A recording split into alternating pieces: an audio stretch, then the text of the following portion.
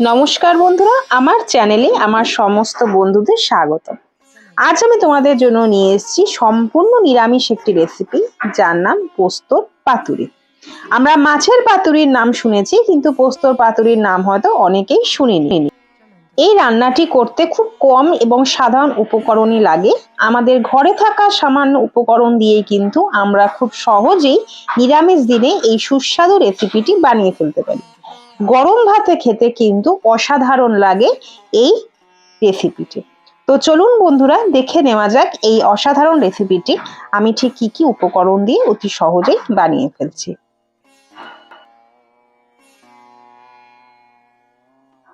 আমি এখানে নিয়েছি 4 চা চামচ মতো পোস্ত বাটা আর স্বাদ মতো নুন চিনি, নিয়েছি 400 গ্রাম মতো গ্রেটেড পনির আর কিছুটা সর্ষের তেল, নিয়ে নিয়েছি 1/4 মালা মতো নারকেল কুড়ানো, কিছু টুথপিক আর নিয়েছি কাঁচা লঙ্কা কুচিয়ে। আমি এখানে আগে থেকে 400 গ্রাম মতো পনির গ্রেট করে নিয়েছি। এবারে গ্রেটেড পনিরের সাথে দিয়ে দেব 4 চা চামচ মতো পোস্ত বাটা,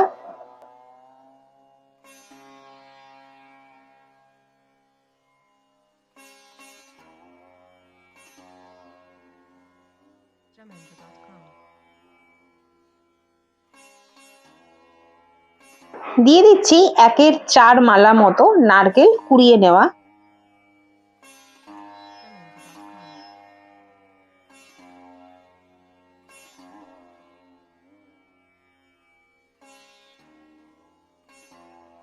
দিয়ে দিচ্ছি স্বাদ অনুযায়ী নুন আর চিনি।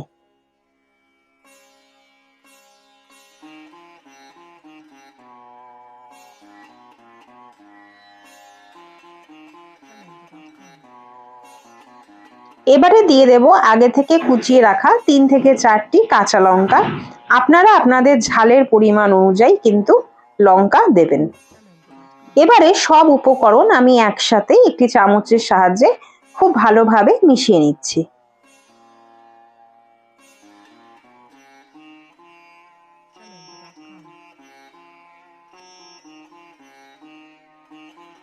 আমি এখানে নিয়ে নিয়েছি কিছু কলা পাতা এবং কলা পাতাগুলোকে 4 ভাগ করে কেটে নিয়েছি।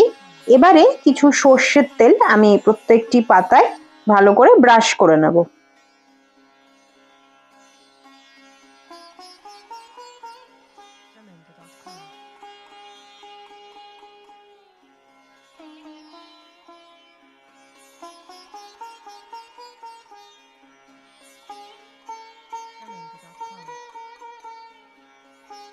এবারে ওই উপকরণটিকে আমি খুব ভালো করে পাতার মধ্যে দিয়ে দেব।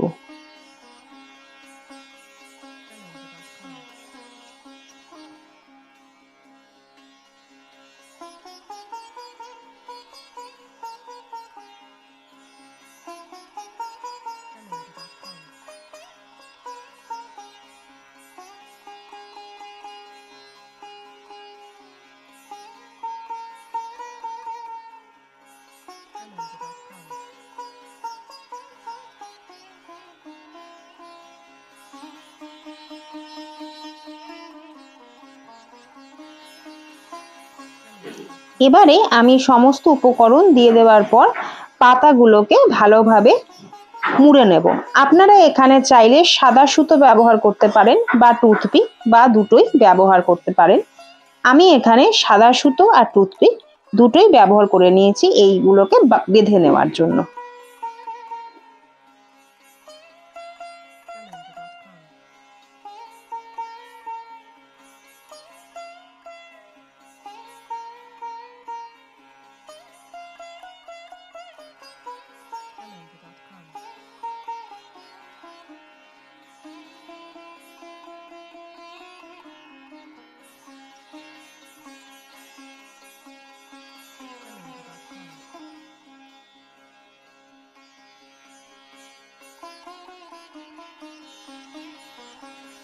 দেখুন, আমি বানানোর জন্য আমি সমস্ত কিছুকে এইভাবে সুতো আর টুথপিক দিয়ে খুব ভালোভাবে বেঁধে নিয়েছি।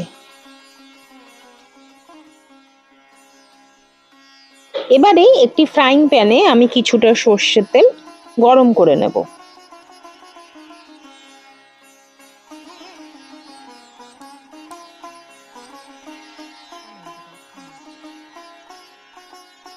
তেল গরম হয়ে গেলে পাতুরিগুলিকে আমি তেলের মধ্যে দিয়ে দেব।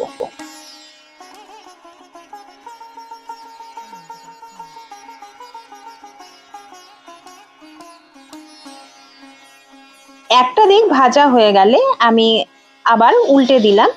মোটামুটি লাল করে ভেজে নেবেন।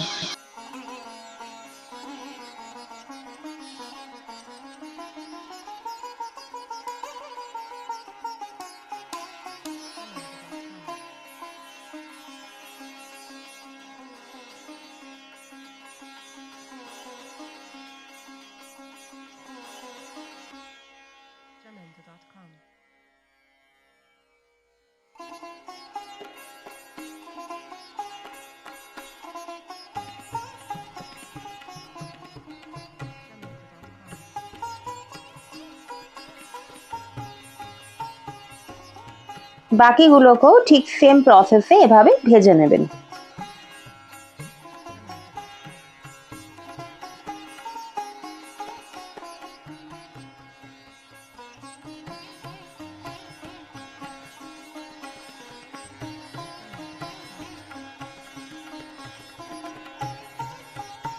আমাদের আজকের রেসিপি পোস্তর পাতুরি একদম তৈরি পরিবেশনের জন্য।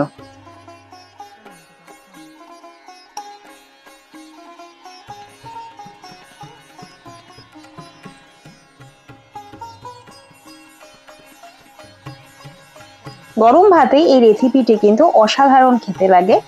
নিরামিষ দিনে আপনারা অবশ্যই বাড়িতে একবার ট্রাই করে দেখতে পারেন এবং জানাবেন আপনাদের কেমন লাগলো।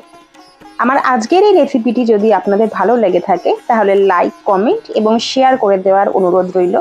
আর যারা আমার চ্যানেলে নতুন তাদের অনুরোধ রইল আমার চ্যানেলটিকে সাবস্ক্রাইব করে দেওয়ার জন্য এবং বেল আইকনটি প্রেস করে দেওয়ার জন্য, যাতে পরবর্তীকালে আমি আবার যখন নতুন কোনো রেসিপি দেব সবার আগে যেন আপনাদের কাছে পৌঁছে যায়। টাটা।